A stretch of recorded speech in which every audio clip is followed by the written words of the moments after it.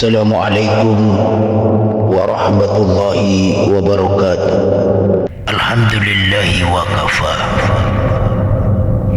Wa usalli wa usallimu ala sayyidina Mustafa wa ala alihi wa ashabihi ahli sidqi wal wafa, amma ba'd.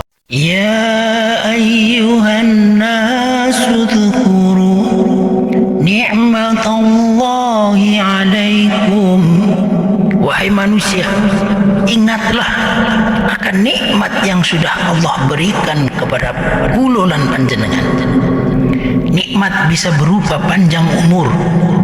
Berapa banyak orang-orang yang meninggal dunia secara mendadak, badannya sehat, tidak sakit, namun tahu-tahu dia meninggal dunia secara mendadak. Kita bersyukur masih diberikan umur panjang oleh Allah Subhanahu wa Ta'ala, dan nikmat panjang umur ini juga nanti akan dituntut di hadapan Allah. An umrihi fima afnahu, umurmu kau gunakan untuk apa? Yang kedua, kita bersyukur atas nikmat badan yang sehat, kaki sehat, tangan sehat, mata sehat, jantung sehat. Namun anggota badan yang sehat ini juga nanti akan dituntut di hadapan Allah. An jismihi fima ablahu, untuk apa anggota badanmu yang sehat itu kau gunakan? Inna sam'a, sesungguhnya pendengaran, telinga, wal basar, penglihatan, mata, wal fuad, hati, jantung, kullu ulaika kana anhu mas'ula, semua itu akan diminta pertanggungjawabannya di hadapan Allah. Al-Quran surat Al-Isra. Hal min khaliqin khairullahu yarzuqukum minas samai wal ard. Allah menantang, adakah Tuhan yang dapat memberikan rezeki untuk panjenengan, untuk kululan panjenengan dari langit dan dari bumi? La ilaha illahu, tidak ada Tuhan selain Dia. La ilaha illahu fa anna tufakun. Maka mengapa engkau berpaling, kata Allah? Maka rezeki juga nanti akan dituntut tanggung jawabnya di hadapan Allah Subhanahu wa Ta'ala. Wa an malihi min aina iktasabahu wa fima anfaqahu, dari mana hartamu kamu dapatkan dan untuk apa hartamu kamu belanjakan. Dalam surat Yasin, al-yawma nakhtimu ala afwahihim, pada hari itu mulut mereka kami kunci. Mulut manusia semua akan dikunci oleh Allah. Wa tukallimuna aydihim, tangan-tangan mereka yang akan bicara. Wa tashhadu arjuluhum, kaki mereka akan memberikan kesaksian. Bima kanu yaksibun, atas semua yang sudah kita lakukan ketika hidup di dunia. Inna Allah wa malaikatahu yusalluna ala nabi. Bareng-bareng. Ya ayyuhalladzina amanu sallu alaihi wa sallimu taslima. Sesungguhnya Allah dan para malaikat bersolawat untuk Nabi Muhammad sallallahu alaihi wasallam. Majtama'a kaumun, sekelompok orang berkumpul. Kita semua ini yang hadir di sini berkumpul. Tsumma tafarraq, lalu kita berpisah, bubar karena acaranya sudah selesai. An ghairi dzikrillah, tanpa berzikir kepada Allah. Wassalati ala nabi sallallahu alaihi wasallam, dan tanpa bersolawat untuk Rasulullah sallallahu alaihi wasallam. Illa qamu an'amta najifah, maka mereka seperti meninggalkan bau busuk bangkai di tempat ini. Kita tidak ingin majlis yang mulia ini berbau bangkai. Untuk itu kita bersalawat dengan mengucapkan Allahumma sholli ala sayyidina Muhammad wa ala ali sayyidina Muhammad. Hari ini kita memperingati kelahiran Nabi besar Muhammad sallallahu alaihi wasallam. Maka ada cuplikan kecil. Kisah ini ada dalam hadis Sahih Al-Bukhari, diriwayatkan oleh Imam Al-Bukhari dari sahabat Nabi bernama Anas bin Malik radhiyallahu anhu. Qala Rasulullah sallallahu alaihi wasallam, Rasulullah bersabda, "Idza kana yaumul qiyamah," apabila hari kiamat datang, "majan nasu ba'duhum fi ba'din," maka manusia satu sama lain saling berdesak-desakan. Allah Subhanahu wa taala dalam Al-Qur'an surat Al-Infitar, "Idza as-samaa'u fatarat," apabila langit terbelah, "wa idzal kawakibu tatharat," dan apabila bintang-bintang, planet-planet saling bertabrakan, "wa idzal biharu fujirat," apabila lautan tumpah ke daratan, tsunami, "wa idzal quburu bu'thirat," apabila mayat-mayat di kuburan, kita semua ini sudah mati, dikuburkan, dibangkitkan oleh Allah.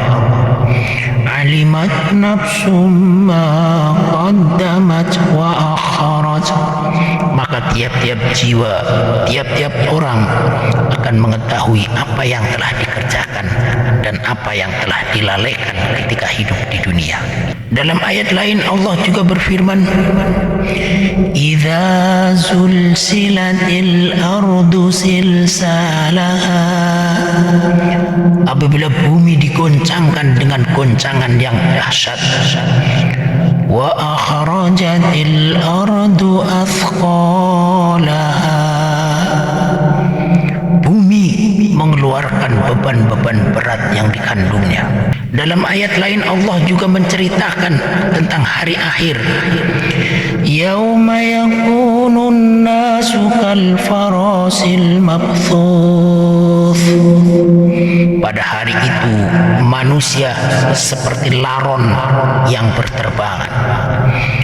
"Wa takunul jibalu kal ihnil manfush," gunung-gunung seperti bulu-bulu yang berhamburan. Dalam ayat lain tentang hari akhir, "wa taron nasa sukara," melihat manusia pada sempoyongan seperti orang mabuk, "wa ma hum bisukara," padahal sebenarnya mereka tidak mabuk, "walakin 'adzaballahi syadid," tetapi azab Allah itu sangat keras. Hadirin yang saya muliakan, setelah dunia ini hancur, wa idzal quburu bu'thirat, mayat-mayat di kuburan dibangkitkan oleh Allah. Manusia dari zaman Nabi Adam sampai manusia terakhir, bayangkan berapa miliar manusia digiring ke suatu tempat hamparan luas yang bernama padang mahsyar. Dan pada waktu itu hampir semua manusia gelisah, ketakutan dan was-was. Kenapa mereka gelisah, takut, was-was? Karena mereka ingin tahu status dirinya jelas, masuk surga atau masuk neraka. Kan hanya ada dua tempat, surga atau neraka. Dan kepanikan itu diceritakan oleh Allah dalam Al-Quran surat Abasa, "Yauma yafirrul mar'u min akhihi," pada hari itu manusia lari dari saudaranya, "wa ummi wa abi," ibu lari, bapak lari meninggalkan kita, "wa sahibati wa bani," istri lari meninggalkan kita. Dulu ketika di dunia janjinya di bawah tiang listrik sehidup semati, namun hari itu mereka lari meninggalkan kita. Anak-anak yang kita besarkan, yang kita sekolahkan biaya dari Hong Kong juga lari meninggalkan kita. Likulli mri'in minhum yawma idzin sya'nu yughni. Setiap orang sibuk dengan urusannya masing-masing. Dan di padang mahsyar hampir semua manusia gelisah. Saya ini masuk surga atau masuk neraka. Sementara pengadilan yaumul hisab, hari penghitungan amal belum juga dimulai. Datang sekelompok orang menemui Nabi Adam alaihi salam. Fayatuna Adam, mereka datang menemui Nabi Adam. Fayaqulun, mereka berkata, ya Adam, anta abul bashar, engkau adalah bapaknya seluruh manusia. Isfa' li dzurriyyatika, tolonglah anak cucumu ini. Isfa' lana ila rabbika, tolong mintakan syafaat kepada Tuhanmu untuk kami. Nabi Adam menjawab, lastu laha, aku bukan orang yang berhak memberikan pertolongan, memberikan syafaat. Hari ini aku malu ketemu dengan Allah, karena aku punya satu kesalahan, punya satu dosa, yaitu makan barang haram. Wa innahu nahani anis sajarah fa asaituhu nafsi. Allah dulu melarangku dari satu pohon, namanya pohon khuldi, namun aku melanggarnya, memakan buah itu. Diriku sendiri saja butuh pertolongan. Bayangkan Nabi Adam diperkirakan menurut Ibnu Katsir umurnya adalah 1000 tahun. Dosanya cuma satu, makan buah khuldi, buah yang dilarang oleh Allah Subhanahu wa ta'ala. Malu bertemu dengan Allah. Bagaimana dengan kulolan panjenengan yang hampir tiap hari melakukan dosa, melakukan kesalahan? Bagaimana dengan mereka yang tiap hari makan makanan yang haram, makan uangnya rakyat, makan haknya fakir miskin? Bagaimana mereka yang suka makan kikisnya tetangga? Maka hati-hatilah, karena hari itu kata Allah dalam Al-Quran, yauma tublas sarair, hari itu Allah nampakkan semua rahasia. Al-yawma nakhtimu ala afwahihim, pada hari itu mulut mereka kami kunci, kata Allah. Wa tukallimuna aydihim, tangan-tangan mereka yang akan bicara. Wa tashhadu arjuluhum bima kanu yaksibun, dan kaki-kaki mereka yang akan memberikan kesaksian atas semua yang sudah mereka lakukan ketika hidup di dunia. Nabi Adam pun berkata, idhabu ila Nuh, cobalah kalian pergi menemui Nabi Nuh alaihi salam. Sekelompok orang ini pun rame-rame mendatangi Nabi Nuh alaihi salam. Ketemu dengan Nabi Nuh. Ya Nuh, wahai Nabi Nuh, anta awwalul rasul ilal ardi. Nuh, engkau adalah Rasul, utusan Allah pertama dari penduduk bumi. Isfa' lana ila rabbika, tidakkah engkau kasihan kepada kami? Mintakan syafaat kepada Tuhanmu. Nabi Nuh pun menjawab, lastu laha, aku bukan orang yang berhak untuk memberikan syafaat, memberikan pertolongan kepada kalian. Aku malu kepada Allah karena aku tidak bisa mendidik anakku yang bernama Kan'an. Dia jadi anak durhaka, tidak mau menyembah Allah. Bagaimana dengan anak kulolan panjenengan? Maka mumpung panjenengan pada di Hong Kong kerja dapat dana, sekolahkan anak-anak ke agama. Imam Syafi'i menasihati kita semua, man arada dunya fa alaihi bil ilmi. Kalau kamu pengen sukses hidup di dunia, harus dengan ilmu. Wa man aradal akhirah, kalau kamu ingin selamat di akhirat, juga harus dengan ilmu. Wa man aradahuma fa alaihi bil ilmi. Kalau kamu pengen selamat dua-duanya, di dunianya sukses jadi orang yang tajir, jadi sultan kaya raya, tapi dermawan, beriman, di akhiratnya selamat, maka harus dengan ilmu. Nabi Nuh pun merekomendasikan ke orang-orang ini untuk pergi ke Nabi Ibrahim. Idhabu ila Ibrahim alaihi salam. Pergilah kalian menemui Nabi Ibrahim alaihi salam. Sekelompok orang ini pun mencari Nabi Ibrahim alaihi salam dan bertemu di mimbarnya Nabi Ibrahim alaihi salam. Mereka berkata, "Ya Ibrahim, wahai Nabi Ibrahim, anta Nabiullah. Engkau adalah Nabi Allah. Wa khaliluhu min ahlil ardi. Engkau adalah kekasihnya Allah dari penduduk bumi. Isfa lana ila rabbika. Mintakan syafaat untuk kami kepada Tuhanmu." Nabi Ibrahim pun menjawab, "Lastu laha.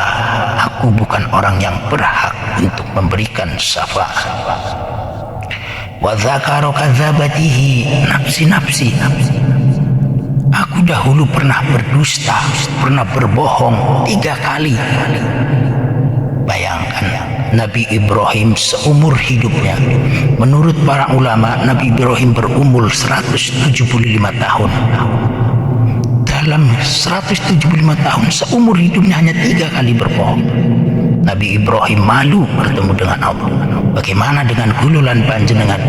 Sehari kadang-kadang bisa 5-10 kali berbohong. Nabi Ibrahim pun tidak sanggup memberikan pertolongan. Maka beliau pun berkata, "Idhabu ila Musa." Cobalah kalian pergi ke Nabi Musa.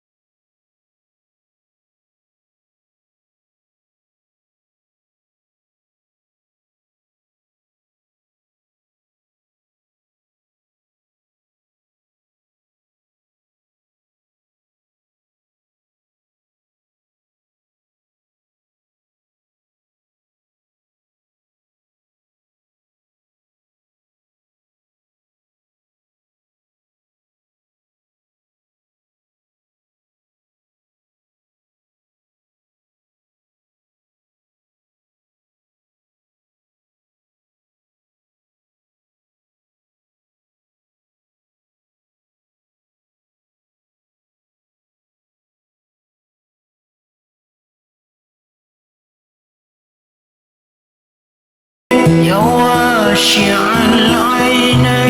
العينين أغلى ابتسامة بأبهى على ما يا سيد